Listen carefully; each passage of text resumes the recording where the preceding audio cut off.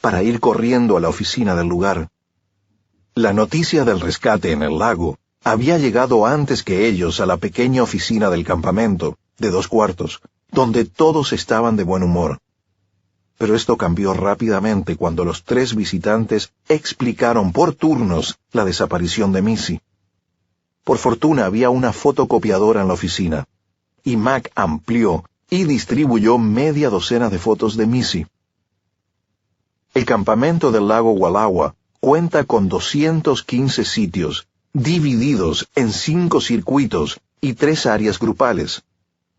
El joven subgerente, Jeremy Bellamy, se ofreció a colaborar en una inspección, así que el campamento fue dividido en 4 áreas, y cada uno salió de la oficina armado con un mapa, la foto de Missy y un walkie-talkie. Un asistente con un walkie-talkie regresó al campamento de Mac para reportar si Missy ya había aparecido ahí. Esa sería una labor metódica y lenta, demasiado lenta para Mac, pero él sabía que era la forma más lógica de buscar a su hija si ella seguía aún en el campamento. Mientras caminaba entre tiendas y remolques, rezaba y hacía promesas. En su corazón sabía que prometer cosas a Dios era más bien absurdo e irracional, pero no pudo evitarlo. Estaba desesperado por encontrar a Missy, y sin duda Dios sabía dónde estaba. Muchos campistas no se hallaban en sus sitios, o terminaban de empacar para volver a casa. Nadie a quien Mac le preguntó había visto a Missy o a alguien parecido. Las partidas de búsqueda se reportaban periódicamente a la oficina para enterarse del progreso, si alguien lograba algo. Pero hasta casi las 2 de la tarde no había nada en absoluto aún. Mac estaba acabando su sección cuando llegó una llamada a los walkie-talkies. Jeremy, que había tomado el área más próxima a la entrada, creía tener algo. Emil les indicó que marcaran en sus mapas dónde interrumpían su tarea, y les dio el número del sitio desde el que Jeremy había llamado. Mac fue el último en llegar allá, y encontró a Emil, Jeremy y un desconocido en agitada conversación. Emil le hizo señas para que se apurara, y le presentó a Virgil Thomas, joven de California que llevaba todo el verano acampando en el área con unos amigos. Virgil y sus compañeros regresaron a dormir esa madrugada tras divertirse hasta tarde, y él había sido el único que se quedó despierto, y vio una vieja camioneta verde olivo que salía por el acceso y tomaba la carretera Joseph. —¿A qué horas fue eso? —preguntó Mac. —Como ya le dije a él —respondió Virgil, señalando a Jeremy con el pulgar—, fue antes de mediodía, pero no recuerdo cuánto antes. Estaba algo crudo, y desde que estamos aquí no ponemos mucha atención en el reloj. Colocando la fotografía de Missy frente al muchacho, Mac preguntó abruptamente, —¿Crees haberla visto a ella? Cuando el otro me enseñó la fotografía no me pareció familiar —contestó Virgil mirando de nuevo la foto. Pero cuando me dijo que llevaba puesto un vestido rojo fuerte, recordé que la niña en la camioneta verde iba de rojo y que reía o gritaba. La verdad no sé. Luego pareció que el tipo que conducía la palmeaba o empujaba, aunque a lo mejor solo estaba jugando. Mac se paralizó. Esta información fue abrumadora para él, pero desafortunadamente era lo único que habían oído que tuviera algún sentido. Explicaba por qué no habían hallado ningún rastro de Missy. Sin embargo, todo en él se resistía a que eso fuera verdad. Se volvió y echó a correr hacia la oficina, pero la voz de Emil lo detuvo. —¡Alto, Mac! Ya llamamos por radio a la oficina y nos pusimos en contacto con el jefe de policía de Joseph. Van a mandar a alguien de inmediato y a dar una alerta general sobre la camioneta. Justo entonces llegaron 2 patrullas al campamento. La primera fue directo a la oficina, mientras que la otra entró a la sección donde todos aguardaban. Le hizo señas al oficial para que se detuviera, y corrió a recibirlo mientras bajaba de su vehículo. Un joven de, al parecer, poco menos de 30 años, se presentó como el oficial Dalton y empezó a tomar sus declaraciones. Las horas siguientes atestiguaron una gran escalada en reacción a la desaparición de Missy. La alerta general llegó hasta Portland, al oeste, Boise, Idaho, al este, y Spokane, Washington, al norte. Oficiales de policía de Joseph instalaron un retén en la autopista de Imnaha, que salía de Joseph y se internaba en el área recreativa nacional de Hells Canyon. Si el robachicos, supuso la policía, se había llevado a Missy por la Imnaha, solo una de las muchas direcciones que pudo seguir, podía obtenerse información pertinente interrogando a quienes salían por esa vía. Los recursos eran limitados, pero también se hizo contacto con guardabosques en el área para que estuvieran atentos. El campamento de los Phillips fue acordonado como escena del crimen, e interrogadas todas las personas de los alrededores. Virgil ofreció cuantos detalles pudo sobre la camioneta y sus ocupantes, y la descripción subsecuente se transmitió de inmediato a todas las agencias involucradas. Se dio aviso a las oficinas del FBI en Portland, Seattle y Denver. Se llamó a Nan, quien ya iba en camino para allá, acompañada por su mejor amiga, Marianne.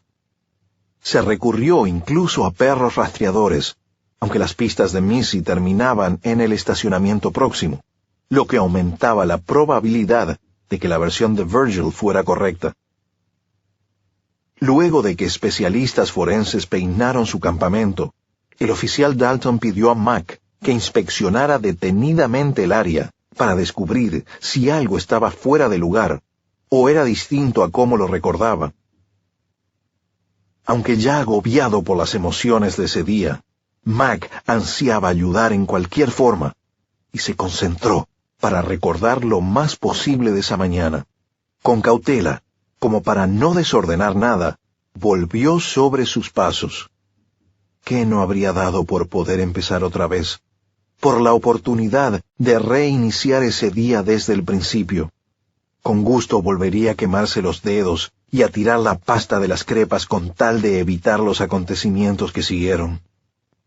Regresando a la tarea que se le asignó, nada parecía diferente a lo que recordaba. Nada había cambiado.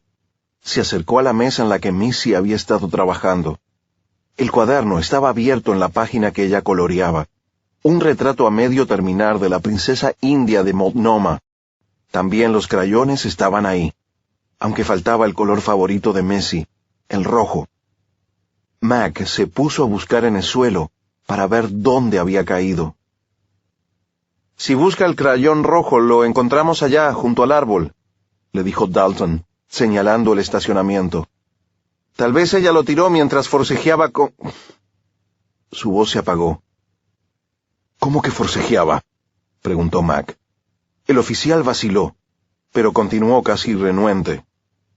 «Encontramos uno de sus zapatos por allá, en los arbustos, donde tal vez fue a dar por sacudir un pie. Usted no estaba aquí en ese momento, así que le pedimos a su hijo que lo identificara». La imagen de Missy repeliendo a un monstruoso pervertido fue un puñetazo en el estómago, a punto de sucumbir a la súbita negrura que amenazaba con asfixiarlo. Mac se inclinó sobre la mesa para no desmayarse o vomitar. Fue entonces cuando se percató de que había un prendedor de Catarina clavado en el cuaderno para colorear. Se despabiló de pronto, como si alguien hubiera abierto sales aromáticas bajo su nariz. «¿De quién es esto?», preguntó a Dalton señalando el prendedor. «¿Qué cosa?». «El prendedor de Catarina. ¿Quién puso eso ahí?». «Creímos que era de Missy. ¿Me está usted diciendo que ese prendedor no estaba ahí esta mañana?». «Estoy seguro», afirmó Mac, categórico. «Ella no tiene nada así. Estoy absolutamente seguro de que eso no estaba ahí esta mañana». El oficial Dalton ya estaba sobre su radio, y minutos después los forenses habían regresado y tomado en custodia el prendedor. Dalton llevó aparte a Mac y explicó. «Si lo que usted dice es cierto, tenemos que suponer que el agresor de Missy dejó esto aquí a propósito». Hizo una pausa antes de agregar. «Señor Phillips, esto podría ser una buena o una mala noticia». «No entiendo», repuso Mac. El oficial titubeó de nuevo, intentando decidir si debía decirle a Mac lo que pensaba.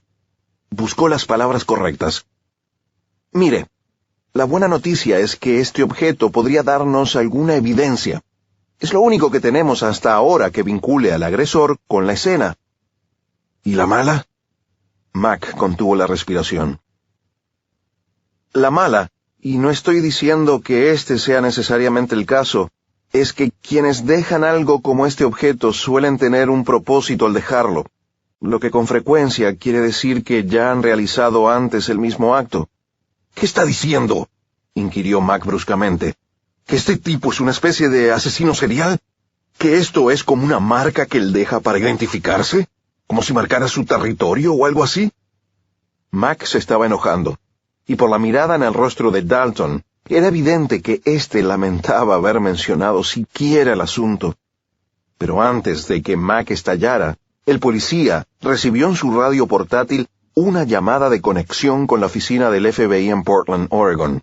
Mac se negó a retirarse, y escuchó que una mujer se identificaba como agente especial. La agente pidió a Dalton que describiera en detalle el prendedor. Mac siguió al oficial hasta el sitio donde el equipo forense había instalado un área de trabajo, sosteniendo la bolsa Ziploc en la que el prendedor había sido asegurado. Dalton se concentró en describirlo lo mejor que podía, mientras Mac escuchaba ligeramente atrás del grupo. Es un prendedor en forma de Catarina que fue clavado en algunas páginas de un cuaderno para colorear, como uno de esos prendedores que una mujer usa en la solapa, supongo. Describa, por favor, los colores y el número de puntos sobre la Catarina, instruyó la voz por el radio. Vamos a ver, dijo Dalton con los ojos casi sobre la bolsa. La cabeza es negra con... una cabeza de Catarina. El cuerpo es rojo, con orillas y divisiones negras.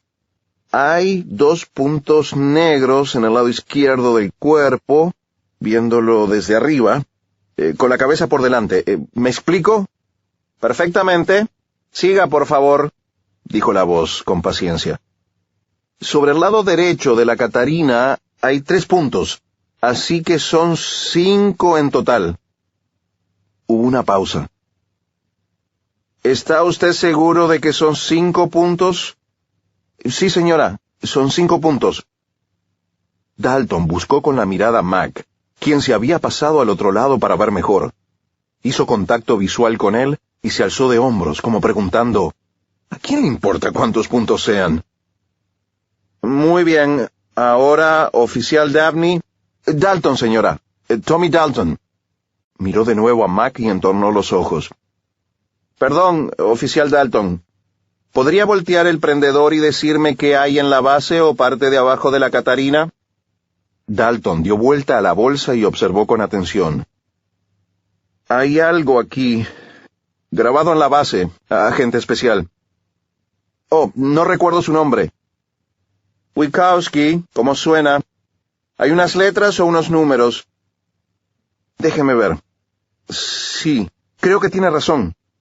Parece una especie de número de modelo.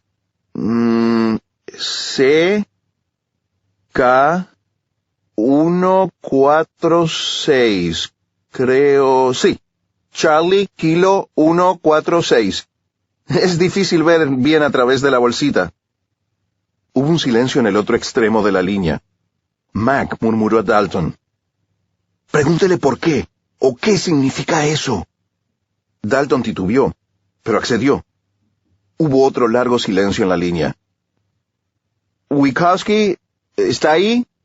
Sí, aquí estoy. Su voz sonó de pronto sorda y cansada. Hey, Dalton, ¿está en un lugar privado donde pueda hablar?